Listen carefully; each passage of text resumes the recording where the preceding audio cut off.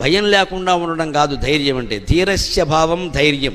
ధీరక అంటే తాను కదలడు, ఎవరు కదిలించినా కదలడు. మనిషి కదలకపోవడం కాదు, మనస్సు కదలకపోవడం, అది ధీరత్వం.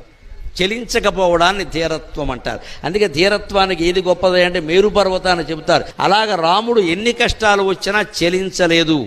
రాజ్యం పోయినా సరే, దశరథుడు చనిపోయిన వార్త తెలిసినా సరే, భార్యను కోల్పోయినా సరే చలించకుండా ధైర్యంగా, లక్ష్మణుడి ప్రాణం పోయినంత పని అయినా సరే బాధపడ్డాడు. సహజంగానే మానవుల్లాగే బాధపడ్డాడు, నీరసపడ్డాడు. కానీ వెంటనే ఉత్తేజం తెచ్చుకున్నాడు. మనం కూడా ఆత్మవాన్. కష్టాలు వచ్చినప్పుడు మనం ఎదిరించక్కల్లా, కదలకుండా ఉంటే చాలు, మనస్సులో జపం చేస్తూ ఉంటే చాలు. మన ఎదిరించి పర్వతం మీద పడినటువంటి కత్తిలాగా పర్వతాన్ని ఏం చేయలేక కత్తి మొక్కబోయినట్టుగా మన ఎదిరించి కష్టమే వెనక్కి వెళ్ళిపోతుందండి. మనం ఏం చేయలేక. భగవన్నామస్మరణ అంత గొప్పది.